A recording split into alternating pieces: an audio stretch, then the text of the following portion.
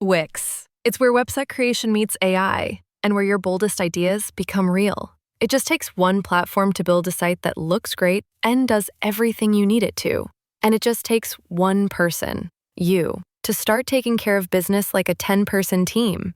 With AI tools for creating an entire website from scratch or testing new ways to make money, Wix is there with you from day one. Try it out now at Wix.com. This ad is only 15 seconds. In that amount of time, there are likely to be an average of over 15,000 cyber threats to all businesses. So there's no time to wait. Get threat ready with Comcast Business at comcastbusiness.com/cybersecurity.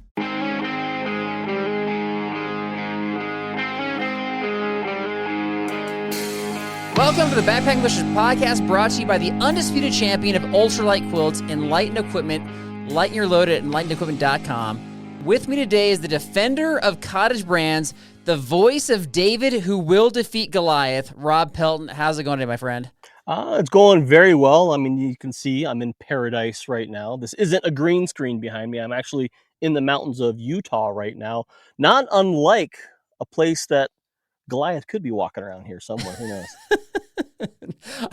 I love the connection. Yeah, so for those who are just listening, like, he's just got the epic backdrop behind him, and I'm a little jealous, I'll be honest. Looks like you got some good weather, too. Yeah, it's not bad. I'll take it. Back home in Minnesota, it's starting to snow, starting to freeze. Here it's 70, 40 at night. Yeah, life is good right now. Utah's awesome. Yeah. Okay, so we got to get a Pelton update here, besides you being in Utah. Are you still, like, rolling around the country as a nomad, or what's going on here? Yes, I'm still continuing my work with the Leave No Trace organization, traveling across the country and trying to spread awareness and have the education available to as many people as possible, so people can get outside and have fun in these natural spaces, but also having the know-how to take care of them at the same time. That is the core of what I do, because these outdoor spaces are for everyone, but I also don't want everyone to mess them up as well. Which is nice of you, but I thought it was like a year gig, so you must either be crushing it or something happened that changed, right? Yeah, well, I mean, last year was our first year on the road. It went really well, a lot of learning. They asked us back for this year. We said yes. Okay. And then it looks like for 2026, we're going to return for a third tour, which is amazing. Wow. Wait a second. Wait, are you, like, I don't know how shrewd of a businessman you are, but are you negotiating terms each year? You're like, well, you want us back? Here's the number. Yeah, I mean, there is a little bit of that. I mean, I'm more like, I want time off more than anything. Money will come and go, but time always goes. Right. So if I can get time off and go somewhere, I'm going to try to argue for that more than anything. Okay. But, I make enough money to live. I make enough money to stash things away. And then, of course, I have my side hustles as well, right? I have my YouTubes and things like that. So it all helps, right? A lot of little buckets out there. Right. All right. What kind of things are you stashing away? You said, like, you didn't say stash money away. Like, do you have, like, treasure? Yeah, like doomsday bunkers. I got to stash the MREs and the bullets and Band-Aids and beans. Those the normal things. There's a guy, and I think we're having our podcast here in a few weeks, that literally does bury treasure, and then he wrote a book with, like, guidelines to how to find the treasure. He has like 5 different treasure boxes worth $2 million, and so we're gonna have him on the show and ask about that. But he's literally stashing things away. Yeah, well, since I travel the country, I would love to read that, because I could stumble upon this kind of stuff. I'm down. Like, he said he didn't, like, physically bury it, so you might stumble upon it. All right, maybe I'll send you that book. Maybe he'll give me a free copy. I don't know. We'll see. But okay. So Rob put out a really good video about why buying from Cottage Brands is a win-win. I think that was in your title. He had a bunch of, like, cheerleader comments for the Cottage Brands. He did a really good job repping them. And so this episode, I'm going to challenge some of those thoughts. I agree with a lot of what you said, but there's some things that I just want to point out. And so that's kind of what this episode's about. But before we get into it, like, what's your definition of a cottage brand? Well, that's the one thing I did want to bring up. At what point does a cottage brand become not a cottage brand, right? Right. I don't even know. Right. I mean, a lot of these companies, the mainstream companies that we see out there, I mean, it could be in any industry. A lot of these things probably started small scale, small time, right? Even Apple started in a garage, right? Correct. But I think, innovation that starts, in someone's home office, and then that manufacturing still stays within that, is probably considered a cottage vendor. Okay. Once you get, I think, a big contract and maybe your stuff is available at REI, maybe then you're not a cottage vendor.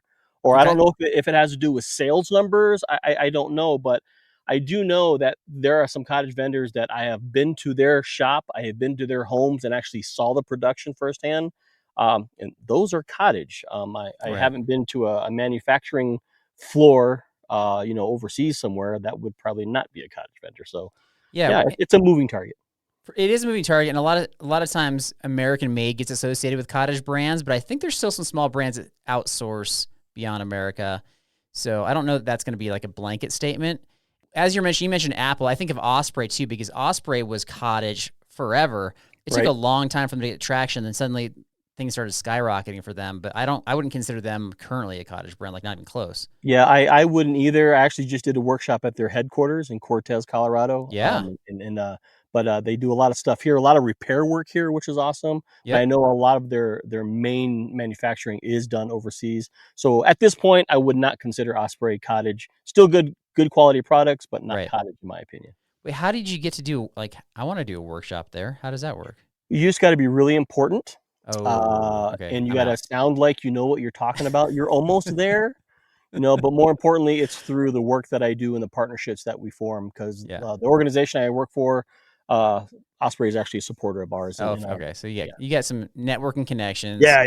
Yeah, I think your description still disqualified me, but all right, what is your, okay, at this point, I know it's kind of hard for some folks to narrow this down, but what's your number one favorite cottage brand so we know what your bias or your viewpoint is? Well, the video kind of showed the top ones, mainly because they're products that I use, but they're also the places that I have visited personally, right? Okay. Hilltop Packs Right. and Apex Giant, based out of Pennsylvania. Ben, the owner there, always his mind is on like so many things to kind of help step forward and get people more things to make backpacking easier. Right. I talk a lot to Chad and Brittany over at UGQ, Okay. right? They're top quilts. Yeah. I love their top quilts. I've seen their operation, and they make really good stuff, and we use their stuff every single day. And Yeah. then on the hammock side of it, Superior Gear, the hammock manufacturer out of Minnesota. I know Danny personally. Been to a shop, seen him Okay. blow down into the baffles of his built-in underquilt. So those are the three that come to mind because I know them personally, and I have set foot in their shop. Okay. All right. And I'll tell you my biases. So it's obviously like companies that we're partnered with. So we don't have a monetary partnership with Enlightened Equipment. It's more of just like a mutual respect for one another that we're partnered with, but I still love their stuff. So, so I'm biased towards them. And then a new partner we have with Magnet Designs that makes some performance clothing and some other things that I'll be talking about later. Yeah, definitely biased towards his stuff. And he's literally like one guy making all of the gear. So that's like definition of cottage right there. So He's filling a niche, right? He found a gap and he's trying to fill it, right? And to make the outdoor experience better. So kudos to those companies. Yeah. For How sure. far is Enlightened Equipment away from not being cottage though? I wonder. They're in my home state as well. Like it's everything is kind of made in house. It's American made. I will say, like, when I was out on the Colorado Trail this past summer, I started to like pull some of the through hike, and I was like, hey, you guys got sleeping bags, you guys got quilts, and nobody said sleeping bags. They all said quilts, and I think almost everybody but one said Enlightened Equipment, which makes me think, yeah, they might be moving forward beyond the cottage realm, possibly, right? Possibly. Well, they brought quilts to the mainstream, Oh, right? they did for sure. When you think of quilts, you usually think of Enlightened Equipment. And there are other manufacturers out there, but I own Enlightened Equipment products. I have, their Torrid jacket. I have Yeah, I their do too. Copperfield wind layers and things like that. So Enlightened Equipment has definitely done an amazing job of getting people out on trail for sure. All that to say, so like we're obviously both customers of Cottage Brands. I'm a customer, even though I'm going to pose some things that maybe I don't like about some of the Cottage Brands out there to address some of the arguments we made. But I just want to kind of clarify where we stand on things. So let's jump in, man. All right, so let's just do this kind of point by point. You kind of just rolled it through because you didn't have a secondary voice in your video, obviously. You didn't have me yapping back at you. So now you do. And I want to know, so your big arguments for, like, one at a time, why should we be buying Cottage Brands, or what's your thought process from the video? Like I said, Cottage Brands are filling these gaps, in equipment and things like that. So if it's something that you need, sometimes only the cottage manufacturers are making these things. So sometimes it's the only place you can get them, right? But for me, it's more about keeping these small vendors alive and supporting them appropriately so they can keep innovating. They can keep engineering, and they can keep the craftsmanship level up. And that comes down to cottage vendors, because a lot of these things are still made by hand in those places, Right. which means it's hard for them to scale. Okay. So you're saying, so argument number one is you're going to get handmade high quality goods. Is that correct? That and customer service. You can call a lot of these places and get the owner on the phone a lot of the time. Okay. All right. So I'll push back on the customer service then. So I understand that when you have these cottage brands, we're not talking like Amazon where it's like, you're going to get this the next day. It might be a few days, right? And if they're like low on supplies, materials, it might be a few weeks. I get it. I understand that. I expect that. And typically if I'm ordering an important piece of gear, I'm going to order it pretty far out. But I bought a Zpacks arc haul this past year. I like the arc haul, but I don't like the customer service. Maybe you might consider Zpacks not a cottage brand anymore. They're not in any of the big box stores, but the customer service does not respond very well from my experience. And then in addition to that, they had like a slow delivery time on the product, which is fine, but they gave me like an estimated delivery date when I purchased it, and then they had to push it out. Fine. But they waited a week. So they waited until the product was supposed to arrive to tell me, oh, by the way, it's not going to arrive for another however long. And I was like, okay, it's fine if you want to push it out, but like you waited a week to tell me that. I kind of felt violated, I'll be honest. I know, I can understand that, especially if you were counting on having that pack for your next trip that you're ready to load out right in the next week. So that's the thing about cottage vendors. Yes, sometimes, though, the lead times are the biggest killer for them, right? If you're going to order a custom backpack from Hilltop Packs, I mean, you're looking at 8 weeks, 10 weeks a lot of the times, right? Right. But then you know that, and they're upfront about that. But what if it's not that? Like, what if it's 20 weeks? Will they tell you? Probably. Well, that's the big thing. If the lead times increase, it is up to them to communicate that. Right. I find that if people are kept in the loop in communication, they're usually okay with it. That's exactly my point. Yeah, if they have no idea what's going on, like, and I can't get anybody on the phone, well, that just loses my love and enthusiasm for that brand and that product, right? So I think customer service should be a cornerstone of any business, really, but especially important for a small brand, right? I mean, because their sales are daily are very dependent. They can't afford to necessarily miss a month or two. And you know what? And I know maybe they were expecting to get it out, and they're like, wait, this is taking longer than we thought. Surprise. Like, I'm fine with that. I think you just got to figure out a way to sweeten the deal. So if I were them, like whatever company, and I was like, ooh, like I said it was going to arrive this date, but it's actually going to be a week out, and I didn't do a good job communicating, that's fine. I'm like, nobody's perfect. But like maybe throw like a Snickers energy bar in the box or something, like, Yeah, I mean, I can see that. I mean, as long as it's not, hurting their bottom line for the most part, whether it's hey, it can be a coupon for your next purchase, or hey, I will throw in an extra, trinket here or there, that's fine. But more importantly, a sticker. How about a sticker? You know what? A sticker would be fantastic, or just a whole nother free backpack. How about that? or a two for one. Yeah, it's a fine. BOGO.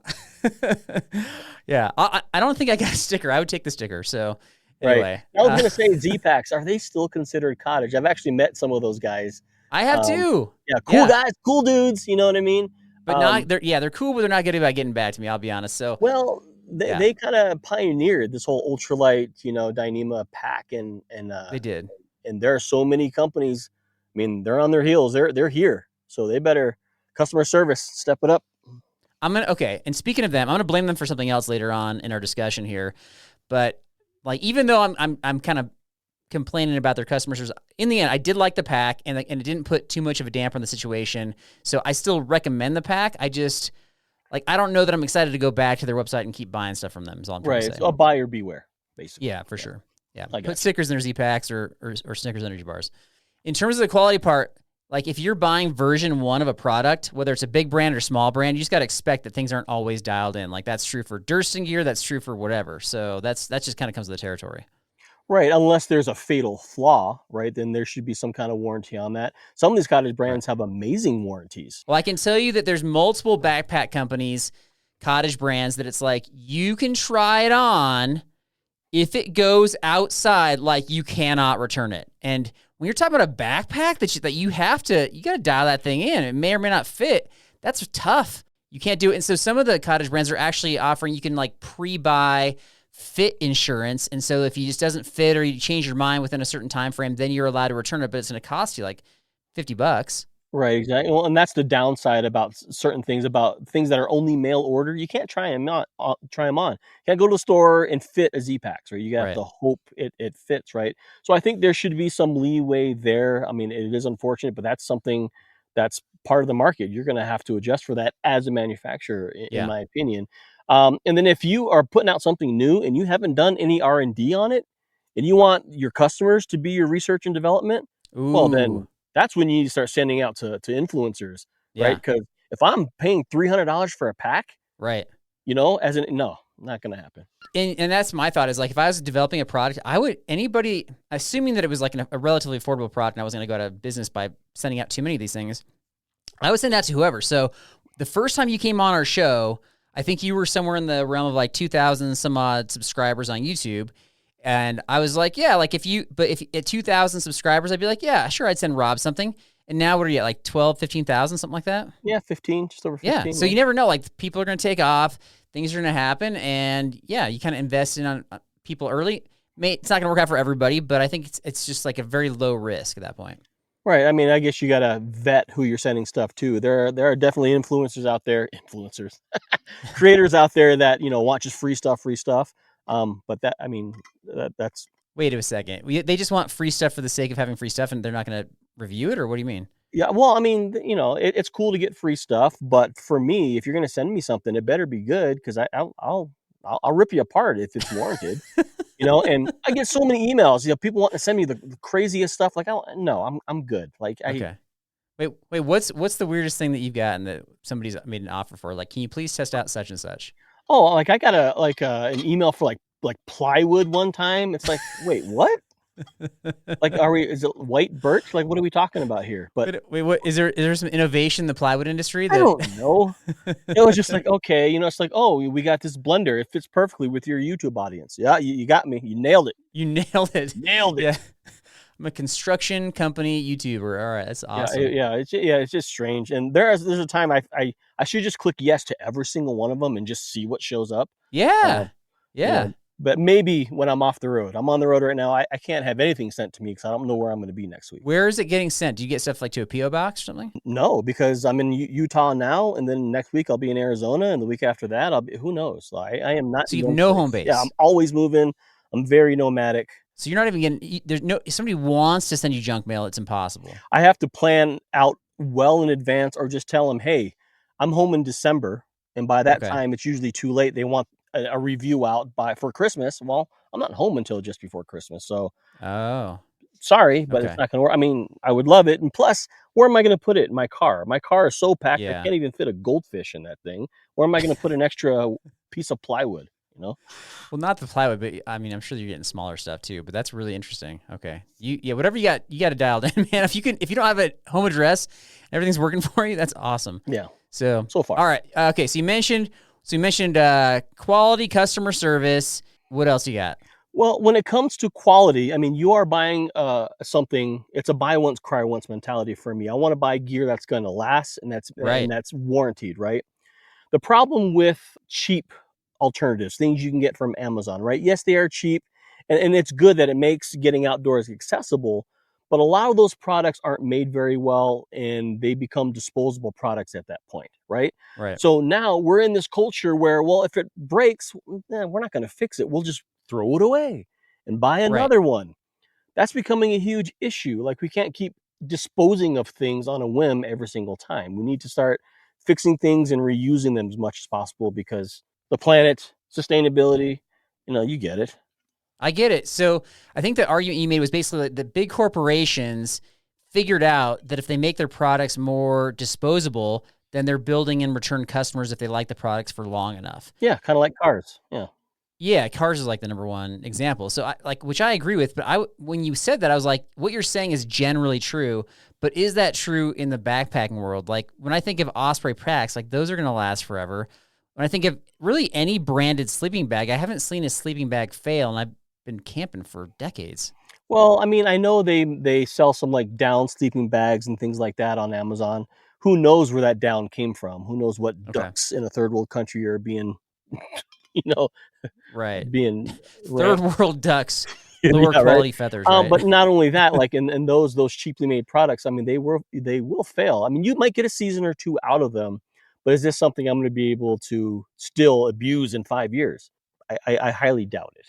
Yeah. I just think like my very first sleeping bag, when I was 19 years old, I bought a North Face sleeping bag that was on sale at REI. And at the time, I would say North Face was a pretty big brand, even at the time. Yeah, they still are. And I still have the bag. It's still, it was rated 20 degrees. I would bring it down to 20 degrees right now. It just lasts forever. And so I guess my argument is like, if you're saying that the smaller brands are going to make good quality, like obviously the handmade quality, you want that stuff. I still think there's good quality in the bigger brands. Oh, there absolutely is. I mean, there's other companies out there, Patagonia, Arc'teryx, they're very sustainable as well as far as the materials that they use. They make a Right. good product, but those products aren't the cheapest you'll find either. You get a North Face sleeping bag, Right. a 20 degree down sleeping bag, that's going to cost a couple of bucks, right? That's Right. an investment. Whether it's a big company like North Face or just get XYZ brand on Amazon, right? Yeah. Yeah, it's going to be cheaper, probably 70% cheaper, probably, Right. but it's not going to be the quality that I think you're going to need in the long run. Let's talk about your number one argument that I thought this is your, like, the most interesting thing you said, and the best argument has to do with paying full price for items and how we've been conditioned to do otherwise, right? Yeah, so sale, 40% off, don't miss. Memorial Day is coming, right? You can get the 30% off, don't miss it, right? Right. Deals are fun. Everyone is conditioned to wait for a deal or want a deal, or they feel Right. like if they don't get a deal, then they've been taken advantage of.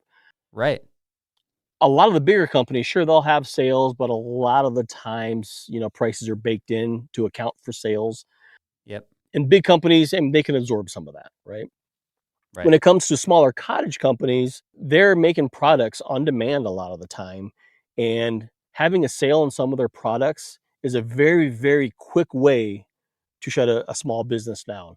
Right. Does that mean if a small cottage manufacturer holds a sale that you shouldn't take advantage of it? No, please do. But Right.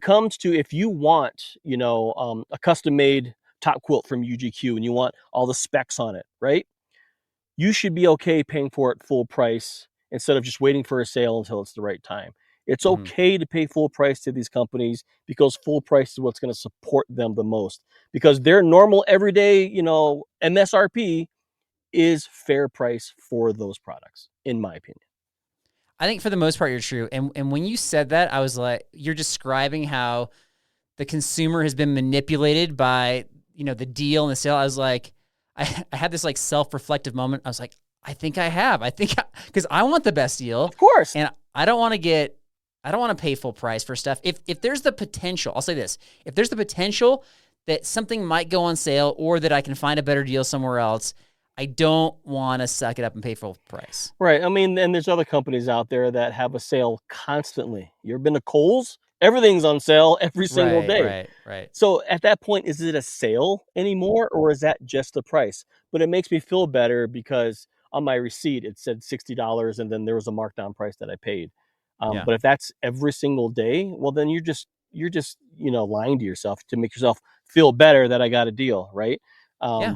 Is it a deal? Ask yourself. Full disclosure, so I did pay full price for a lot of my cottage industry items, and yeah, I didn't feel bad about it, especially if you like it, then you're like, and it's going to last forever, then you're like, okay, that was a good investment, and that's fine.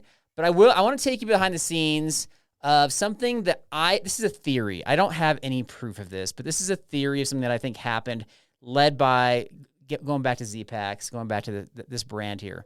So we talk about, like, you have to be willing to pay full price because it's a fair price. It's going to help the company. 100% agree.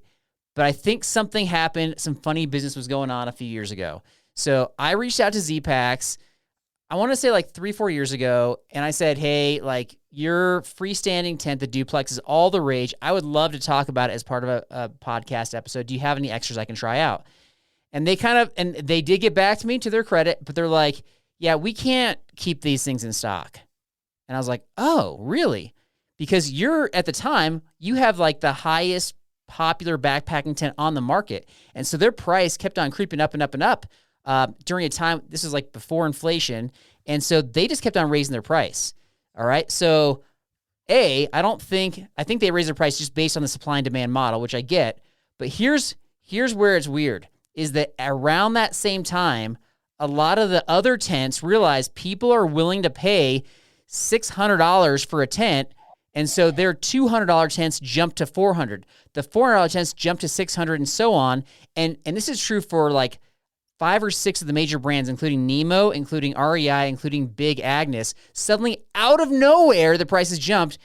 And my theory, no proof, is that it's because of the demand for the Zpacks tents. What do you think? I mean, it could have started a small, cosm of that, maybe. But for them, I mean, I can't speak for them, but maybe they were raising prices to help slow the demand, and then that became just the new price. And at that point, well, why don't we just, if people are still willing to pay this, why shouldn't we? Yeah, no, I'm not blaming Zpacks for getting if they want to list the price at $1,000 and people are paying it, like, yeah, sell it for $1,000. But the unintended consequences, in my opinion, like were the other people were paying attention, right? Yeah, I mean, if they did pay attention and they did model after that, I would be questioning some ethics there. Because at what is the cost per unit on this kind of thing? What goes into the manufacturing? And obviously there has to be a margin in there for profit. But if you start gouging the customers because of, that's what happened. That's my opinion. Then that's not cool. And if it's found out that they're actually doing that for that reason, just to capitalize on that profit margin, that's something we should take a look at and then possibly take a stand against as well. Is it fair price? Without evidence, it's hard to take a stand against it. Right. I mean, yeah, it's all speculation, right? It's speculation. I just know what I saw the prices, and I remember thinking REI was like a fair deal at its given price. It was like a tent that's above the Coleman brand, but it's not as good as like the next 2 levels up. And suddenly the prices were competing, and I thought, who's going to spend this much money on an REI tent? These things do not last as long as the other ones. Yeah, the backpacking gear Illuminati, they all got together and they said, okay. We actually have an episode on that, by the way. I still love it. I love it. Yeah, I mean, I'd be very curious on behind the scenes on that. We'll probably never know. I will say if someone watches this and is very, very quick to defend themselves, maybe that's a good place to look. Oh, like if one of those companies reaches out? Maybe we've had that happen before, I mean, for sure. Was it thou doth protest too much? Yeah, typically, if you really want to get a company to reach out to you, just mispronounce your name. Oh, yeah. And they'll correct and that's a pro tip for like engagement on your YouTube videos. Make a mistake on purpose because people love to correct you. Just do it. They do. All right. So I think I hit on all. So my main arguments against were like questionable return policies. You just got to be very aware of that. I think a lot of the cottage brands have good customer service, but I want to make sure they do because I like to reward that. And craftsmanship, I think, can be good on either end. The last thing I want to say is, like, we talk about how there's big companies, small companies can have good quality stuff. I will say there's one product when you talk about that you throw away a lot because it's very disposable that I just can't get past. And no matter what the brand is, water filters, I feel like those things wear out stinking fast. And so I feel like I'm just throwing those away every year. Right. But they claim 100,000 gallons, right? Or liters, right? I mean, I love that claim in a perfect condition. Sure. Is there a better water filter solution? At this point, I think the squeeze is as good as it gets. And I mean, unless you want to spend the time to pre-filter everything, run it through a bandana before you filter to get all the sediment out. Sure, you might be able to prolong that, but it would be nice to know if there was some program set up to do something with the discarded filters. That'd be interesting. Yeah, for sure. So you're saying the Sawyer squeeze when you say the squeeze. I think the squeeze definitely lasts the longest. I think my favorite filter is way more disposable than that, and that's the Cat9 Be Free. Yeah, I used that for years. I loved it because the flow rate is crazy, right? Yeah. But the Be Free always gave the water a little bit of a flavor. I mean, I've even cleaned my bladders. I've done everything, but the water always had just a tinge of a flavor. Not horrible, but I noticed that the Sawyer squeeze didn't have that. But I was replacing my Be-Free filters a lot more often than I have the Sawyers, for sure. Gotcha.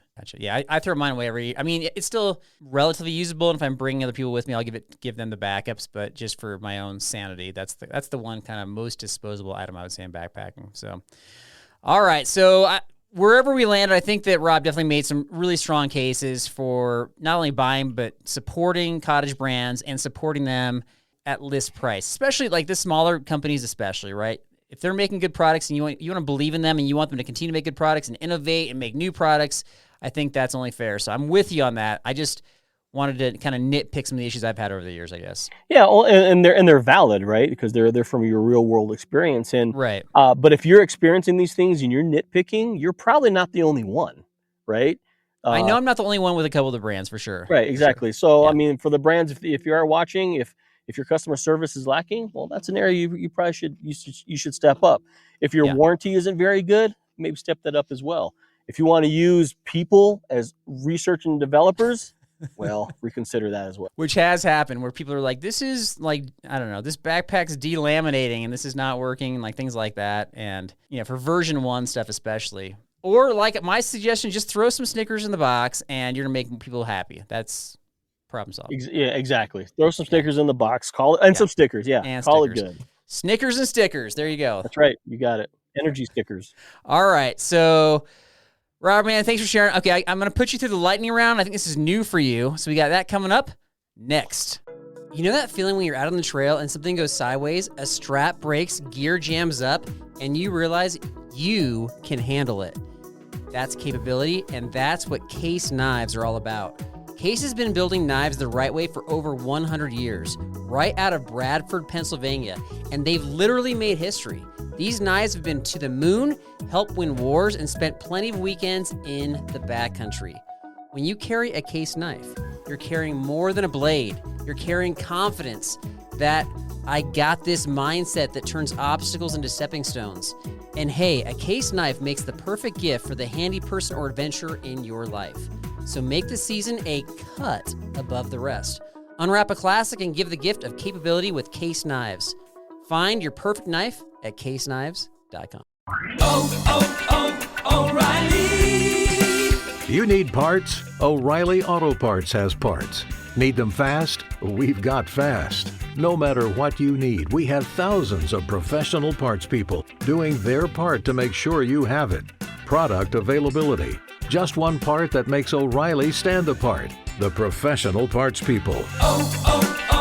O'Reilly Auto Parts. Ever see an idea so clearly in your head, but struggle to make it real? We've all been there. With Wix, you can build a website for your business just the way you pictured it. Get the best of both worlds with AI and drag-and-drop tools all in one place. Stay in your creative flow and use AI when you want, how you want. Create a website your way. Try it out at Wix.com.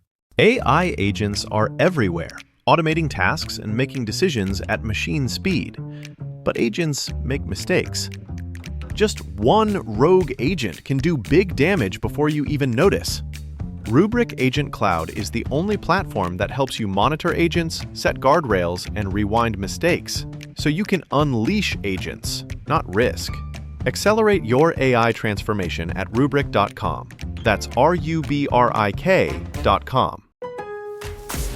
Lowe's knows that saving is always top of mind, especially this season. That's why we've picked some great deals for early Black Friday. Get free select DeWalt, Cobalt, or Craftsman tools when you buy a select battery or combo kit. More tools? Why not? Plus, we've got select pre-lit artificial Christmas trees starting at $59.98 because it's never too early to think Christmas. Get Black Friday prices without the crowds. Lowe's, we help, you save. While supplies last, selection varies by location. All right, the lightning round is brought to you by Magnet Designs. Get the best quality gear that exploits nobody. Through Hiker Design, tested, built, and owned, everything they sell has been tested, tweaked, and punished on long trails all over the world. Get the best products with the smallest environmental footprint by Googling Magnet Designs. Actually, it's funny, you just mentioned the R&D stuff. So Magnet's the guy's trail name. and he's literally a thru hiker, and he's bringing his stuff out on the trail. So he's doing his own R&D. He's as legit as it comes in terms of like backpacking to backpacking gear. Love it. I could use some of that gear because I wear the same clothes multiple days in a row by necessity. We're gonna have a review for one of his sun hoodies here coming up soon. All right, so the lightning round, you have 1 minute to answer as many questions as you can, and like average amount is like 7 or 8. So see if you can beat that. I think the most you've had this season is 10. All right, are you ready? Let's roll. Okay, timer starts right after I ask the first question. A type of food that you hate. Pickles. Ooh, the worst smell. Stingray. Look it up. Okay. What do you think makes crop circles? Aliens, of course. Of course. Biggest complaint about grocery stores? Too many reusable bags. Biggest outdoor fear? Biggest outdoor fear. Getting a foodborne illness from ticks and being allergic to meat. Wow. Least favorite backpacking brand? Oh, wow. Least favorite backpacking brand. Ah, man, there's so many out there. I'm stumping you. Would smart water bottles be an outdoor brand? Sure. Yeah. Smart water. The last nightmare you can remember? I don't have nightmares. Not being able to find my way out of a room. I actually got claustrophobic and I woke up in the middle of the night freaking out. And time. All right. That was an awesome ending right there. I love that. Okay. What'd you get? 3, 4, 5, 6. You got 7, man. Hey, all right. So I remember that dream though. I had to unzip the zippers of my rooftop tent, and my girlfriend was like, "Are you okay?" I'm like, I gotta get outside. Like I was in a room, but the room was this big. Yeah. Like I just woke up in a panic, dude. Thanks for bringing me back there. Suddenly claustrophobic, seemingly for no reason. You're saying? No reason. Yeah. Okay. Spontaneous claustrophobia. It's a thing. Is it? Okay. Now, are you thinking the aliens are like landing on the crops or like shooting down some sort of like lasers to make the designs? What's your thought process there? I want to think maybe it's a propulsion pattern. Like they come down and they hover, and then whatever propulsion pattern, energy pattern they have, that's what happens. Okay. I don't think they're necessarily. And they happen to make some like unique artistic designs. Yeah, they just happen to be extremely geometric, right? Correct. Yeah, some of those designs are crazy, but okay. Right. So in Colorado, they don't, when you kind of bag your goods, they don't give you free plastic bags, and you can't even pay for them. You can pay for paper bags, but we don't have plastic bags. Are states still doing the plastic bag thing? Oh, in Minneapolis, they charge you 10 cents per bag. Okay. And I actually misphrased that. It should have been single-use bags. But everywhere we've traveled, those plastic bags are still being given away by the tons. Like you could go to Louisiana right now, and if you don't get a bag, they think you're weird. So you buy one product you can carry out in your hand. You're like, just take the bag. You're like, can I just get a case of bags? And they'll just give you a case of bags. Wow. Yeah. So just get the reusable bags, use them. Yeah. Because those plastic bags, they are a nightmare. I'll be honest, man. So we would have them like, in the wintertime, it'd get gusty and windy, and then, the leaves are all gone on our scrub oak in our area. And so you see kind of these plastic bags flying around and kind of just landing in the scrub oak, and people would like kindly, when, springtime rolled around, they'd go clean up a lot of the bags and stuff. But ever since we went away from that, like, I don't see that anymore. Yeah, see, that's perfect. And they tangle up like recycling machinery, and I mean, they still have their uses since we live and work out of our car. We still use them as garbage bags, but those always get thrown away. They don't just get left out, right? So I think everyone right now probably has like 100 of those bags somewhere in their house, still somewhere. Yeah, well, we don't, because it's been a few years now since without them. So there you go. To be honest, if we want them, you got to buy them on Amazon. Like you can't. Oh, well, that's good. I think everyone should follow suit. I think if people stopped offering them, then we'd start seeing less of them. Yeah. Congrats, Colorado. Last thing, tidbits. We want to know, what do you have coming up on your YouTube channel? Well, what's amazing about my YouTube channel lately, it's been kind of blowing up lately for no reason, because I haven't really done anything different. You're awesome, man. Not for no, no reason. I appreciate that. Some of my older videos are starting to like really come on strong, but I'm starting to document a lot more stuff on the road about my life and the nomadic living that we're doing. and still, sharing the trips that we take, when we're, backpacking up in the mountains. Less gear reviews because I just can't get the gear to me to review them. I do have some Right. stuff that I need to revisit, but for the most part, I'm thinking about doing a like a daily or every other day, vlog about road life, because we get into some crazy Okay. situations that some people may find interesting. So let me know. Would you like a daily vlog? Wait a second. Can you reveal one of these crazy situations? Well, I mean, last year we were dispersed camping up in Pennsylvania. I woke up Okay. at 5 in the morning to some noise coming from under the car. Now we sleep in a rooftop tent, so I poke my head out and I hear like a tapping, scratching sound coming from under the car. So Yeah. I got to get down, and Janelle's like, "Yeah, you go check." Right.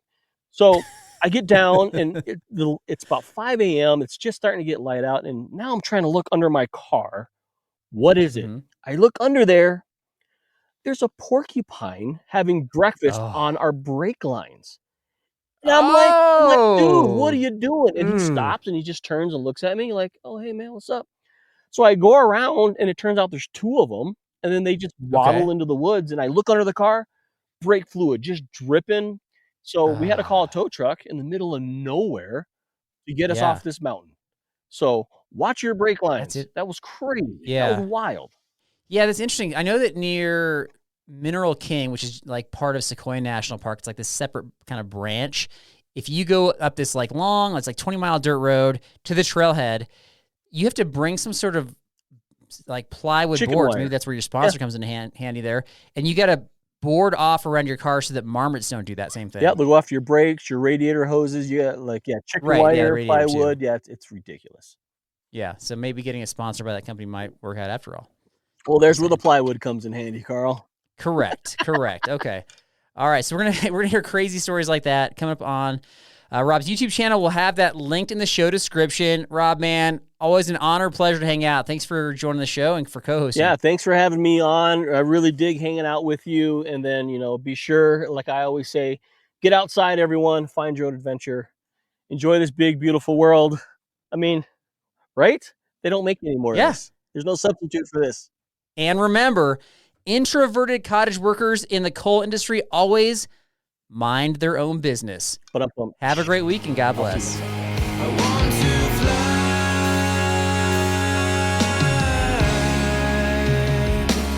around the world.